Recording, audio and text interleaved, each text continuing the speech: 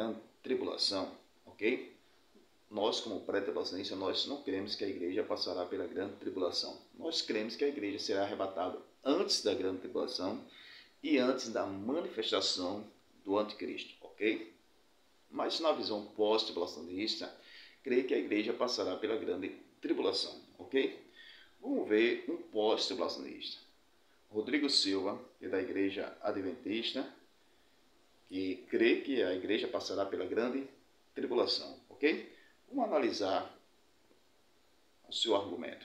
A igreja vai passar pela grande tribulação? Você já ouviu falar da expressão pré-tribulacionismo e pós-tribulacionista? Pois é, eu vou explicá-la para você agora. Tribulação é aquela tribulação que Jesus falou: haverá um tempo de angústia, o qual nunca houve em toda a terra. A grande tribulação é um curto espaço de tempo que, de acordo com os pós-tribulacionistas, antecede a volta de Jesus. Ela acontecerá antes da volta de Jesus. Os pós-tribulacionistas pensam o seguinte: não, Jesus volta de maneira invisível, arrebata a sua igreja, e aí que tem a tribulação. Como é que nós podemos entender? Para aqueles que acreditam no arrebatamento secreto, a igreja não passará pela grande tribulação. Ela não passará. Ela será poupada por Jesus. Por quê? Eles falam, porque Jesus prometeu poupar a igreja. Quer ver? Eu vou ler uma passagem para vocês aqui, que aludem para isso. Ela está em Apocalipse, capítulo 2. Deixe-me ver aqui. Pronto, até aqui para a nossa meditação. Vamos lá. Para os adventistas, eles creem que a igreja estará aqui no período da grande tribulação. Nós, evangélicos, nós cremos que a igreja não vai passar pela grande tribulação, ok? Mas, na visão pré e pós, eu sou pré-tribulacionista e creio que a igreja não passará pela grande tribulação. Mas vamos analisar na questão se realmente a igreja vai passar pela grande tribulação. Vamos na visão pós-tribulacionista adventista, ok? Vamos pegar um texto da Bíblia Sagrada, Apocalipse capítulo 7, versículo 9 até o 14, que diz assim: depois dessas coisas eu olhei, e eis aqui uma grande multidão, a qual ninguém podia contar, de todas as nações, tribos, povos e línguas, que estava diante do trono e perante o Cordeiro, trajando veste branca com palma nas suas mãos, e clamando com grande voz, dizendo: salvação ao nosso Deus, que está sentado no trono, ao Cordeiro, ok? Versículo 3 diz assim: um dos anciões me falou, dizendo: estes que estão vestidos de veste branca, quem são e de onde vieram, ok? Aí o versículo 14 diz assim: e eu disse: Senhor, tu sabes. E ele disse: estes são os que vieram da grande tribulação, lavaram as suas vestiduras branqueadas no sangue do Cordeiro, ok? Então vamos analisar na visão pós-tribulacionista adventista. Essa grande multidão, a gente vai duas perguntas. Primeira pergunta: essa grande multidão está vindo da grande tribulação? Aí a pergunta que se faz é: são as pessoas que vão morrer na grande tribulação, ok? Então, são as almas daqueles que estão vindo da grande tribulação? Se é as almas, para os adventistas, eles não creem na vida após a morte, a alma fora do corpo, porque ele não crê que a alma sobrevive fora do corpo, ok?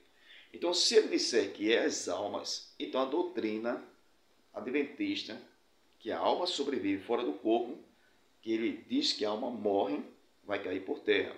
Porque se essa grande multidão é a alma fora do corpo, então a doutrina da mortalidade da alma cai por terra.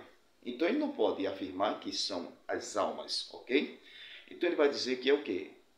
É o corpo que está ali. Para estar no céu o corpo, então tem que ter ressurreição, ok? Então, se é ressurreição, então a vinda de Cristo aconteceu. Nesse versículo aqui, haverá o quê? A ressurreição. Então, se haverá a ressurreição, também os vivos serão transformados e arrebatados para encontrar o Senhor nos ares. Então, haverá o arrebatamento. Então, essa grande multidão é a igreja ressuscitada, ok? Na visão pós-tribulacionista. Mas qual é o problema? O problema é, na visão pós-tribulacionista, se ele afirma que essa multidão é a igreja ressuscitada, ok? Para os adventistas, que é pós-tribulacionista, então esse é o problema. Por quê? Nós vemos o versículo 13, diz assim, quem são e de onde vieram? Aí o versículo 14 diz assim, esses são os que vieram da grande tribulação. Então, se esses vieram da grande tribulação, os que morreram antes da grande tribulação, haverá outra ressurreição? Haverá outro arrebatamento? Esse é o problema. Porque aqui não está falando que os que morreram antes. Aqui está falando que os que vieram da grande tribulação. Ok? Então, para os adventistas, a pergunta que se faz é essa. Se aqui é a igreja, então para os adventistas é a igreja que vai vir da grande tribulação. Agora, os que morreram antes da grande tribulação, no Antigo Testamento, os que morreram no período da pandemia, os que morreram antes, haverá outra ressurreição? Então, este é o problema para os adventistas, ok? Mas vamos lá. Quando ele fala na questão arrebatamento secreto, então eu vou responder, eu como pré-tribulacionista, responder arrebatamento secreto. Primeiro, 1 Tessalonicenses capítulo 4, versículos 16 e 17, diz assim, o mesmo Senhor descerá do céu com alarido, com a voz de arcanjo, com a trombeta de Deus. Os que morreram em Cristo ressuscitarão primeiro, nós que estamos vivos seremos arrebatados juntamente para encontrar o Senhor nos ares. Então a igreja vai ser arrebatada, vai encontrar o Senhor nos ares, ok? Agora, a questão de arrebatamento secreto, para nós como pré-tribulacionista, eu respondo essa questão, não significa que a igreja vai sumir arrebatamento, acontecer secretamente, ninguém vai ver. Não, vai perceber que a igreja foi arrebatada. Quem está aqui conversando com outra pessoa, de repente acontece o arrebatamento, ele vai perceber que aquela pessoa foi arrebatada. Então, arrebatamento secreto significa Jesus para o mundo. Porque quando a igreja for arrebatada, vai encontrar o Senhor nos ares. Não é na terra, é nos ares, ok? Então, essa questão, secreto significa Cristo para o mundo. Então, nós cremos no arrebatamento secreto, é Cristo para o mundo. O mundo não vai ver Cristo. Agora, a igreja vai ver Cristo. Primeira carta de João, capítulo 3, versículo 2, diz assim, assim como ele é, nós o veremos. Quem? A igreja vai ver Cristo, mas o mundo não, ok? Então, quando a igreja for arrebatada, ok? O que vai aparecer é o anticristo. Só que o anticristo, ele vai dizer que é o anticristo, ele vai dizer que é o Messias, e vai enganar a muitos aí, ok? Porque vai dizer que é o Messias. Só que Jesus não vai vir aqui nessa terra. Jesus vai vir nos ares. A igreja vai encontrar o Senhor nos ares. Por isso que nós cremos no arrebatamento secreto. Porque Cristo vai aparecer nos ares e a igreja encontra Jesus nos ares e o mundo não vai ver Cristo, ok? Agora o anticristo ele vai aparecer dizendo que é o Messias e vai enganar muito até o povo de Israel.